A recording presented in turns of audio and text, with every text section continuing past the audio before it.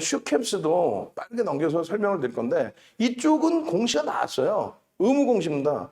근데 왜 그러면 슈캠스도 고점에서 재료가 될 수 있다면 첫 번째 거래대금이 터진 건데 첫 번째 거래대금이니까 거래가 더 나올 수 있단 말이죠. 그런데 두 가지의 문제가 발생된 거예요. 하나는 공시를 확인했더니 아주 특별한 내용이 아니더라. 둘 다 둘이라고 쓸게요. 예?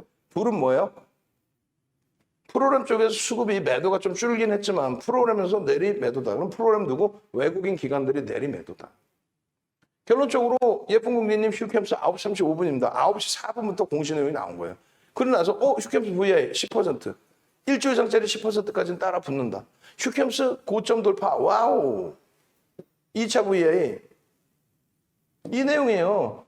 9시 줄을 다 거드렸죠. 9시 34분, 9시 50분 다시 고점 넘겨요 라고 했을 때 요 기준. 거래량 수반되면서의 흐름 슈캠스에. 그렇게 되면서 이 폭등 랠리가 여기까지 나오는 거죠. 그러면 편입이 맨 처음에 슈캠스 움직여야 할 때가 25,400원. 그 다음에 VI 들어가는 그 시점에서의 흐름이 얼마? 26,700원. 그러고 나서 고점이 얼마요? 3만 원. 3200원. 그럼 여기서 들어가도 10% 이상. 27,700원에 들어가도 10% 수준. 이 수익을 왜 못 내냐는 거지. 누구는 움직여요. 움직입니다. 공시가 나왔어요. 뭐 이렇게. 그러면 얘는 어떻게 돼요? 800만 주. 800만 주만 거래가 실려도 2천억이 나오겠죠. 거래 평균 단가가 25,000원은 넘을 테니까. 2천억이 나오면 모든 시장에 관심이 집중된다. 볼 수 있다. 그럼 800만 주 기준에 9시 10분까지는 얼마요? 10% 80만 주. 터져야 안 터져? 안 터집니다. 그러면 사실 공시의 의미가 없다라는 거죠. 사실은. 그럼 두 번째 기준은 뭐예요? 20%. 언제까지? 9시 반까지 20%. 9시 반까지. 9시 반을 빼먹었네. 그러면 9시 반을 혹시 만들 수 있으면 넣어주세요. 그리고 10시까지는 얼마? 30%죠. 240만 주인데 230만 주. 거의 다 터진 거예요. 여기서 10%만 들어가도 VI만 들어가도 나머지 장중에 25% 이상 막 올라왔으니까 그 수익을 많게. 혹은 9시 반이 지금 빠져 있는데 9시 반의 기준에 거래 대금이 거래량이 20% 얼마 그러면은 16만 주 정도가 실려져 160만 주 정도가 실려져 있었다면 그리고 양봉이라면 그 이하에서도 편입이 가능했다는 거죠. 그 기준이에요. 그거 거래량 거래대금 교육 50분짜리 40분짜리. 결론적으로 슈캠스의 5분봉의 기준에 여기까지의 거래가 터지고요. 그 이후의 거래는 어떻게 됩니까? 없죠. 제한적이죠. 제한적이잖아요. 그리고 또 거래가 나 이거 인정할래. 마음대로 인정하는 게 아니야. 터지고 움직여야 되는데 그러면 정해줬느냐? 노란톡에 정해줬느냐? 유튜브에 녹화해줬느냐? 녹화해드렸잖아. 최소 거래량 50만 주, 35만 주. 50만 주, 35만 주. 결론적으로 이렇게 돼 있어요. 슈캠스에 50만 주, 35만 주면 요 라인, 요 중간 라인. 50만 주 안 걸리죠. 35만 주 만약에 거기에 부딪혔다고 칩시다. 그러면 35만 주에 양봉 나와야 들어갔는데 안 나왔어. 못 들어가죠. 저 고점에서 차익 실현 이후에 들어갈 공간이 없었다. 그러니까 고점 차익 실현했으니까 내일 또 한번 볼 때 여유로움이 생긴다. 네? 그것도 다시 또 볼까요? 매직 계산기에서 분명히 써 있는지? 매직 계산기를 여기 있다. 그죠? 써 있죠?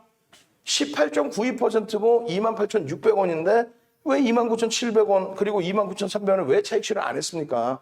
마지노선 고점 대비 5% 밀리는 28,700원 지금이라도 차익 실현 하십시오. 끝. 농담이 아니라.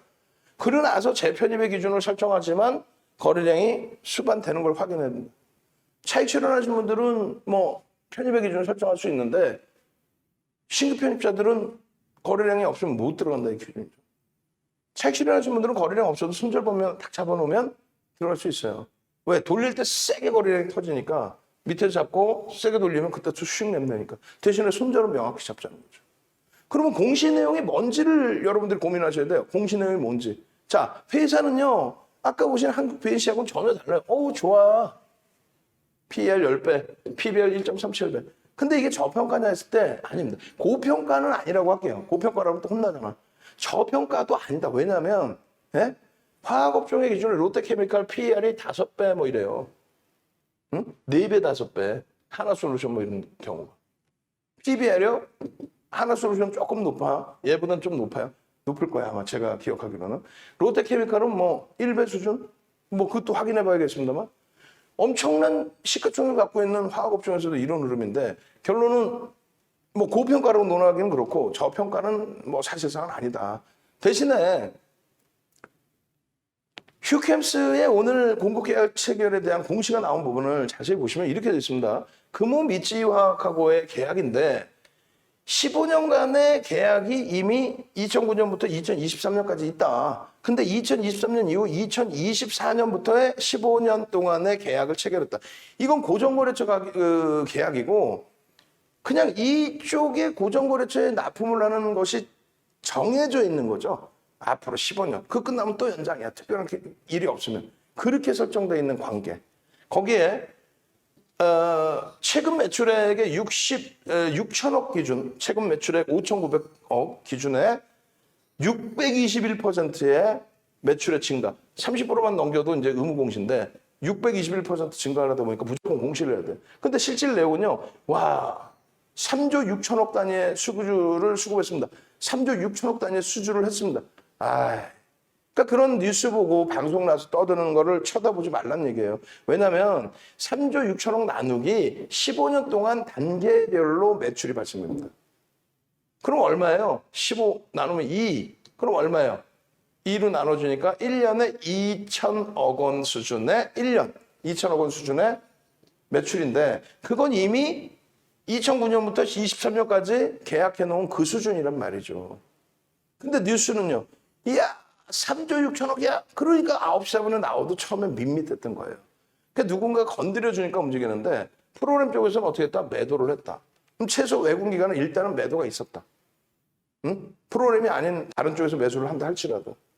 결론적으로 휴캠스는 그게 실적의 어떤 어마어마한 내용이 아니기 때문에 그래서 상한가를 못 가는 거고 그래서 꼬리가 달리는 거고 그래서 전량 차익 실현을 하는 거고 내일 기준의 휴캠스는 얼마?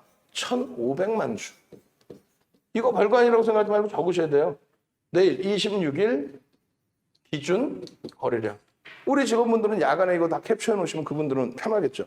야간 근무자들은. 캡처해서 내일 원고 또 안 잘라도 되니까. 매직 시그널에서의 매직. 그렇게 해서 휴캠스의 기준도 들여다볼 수 있었다.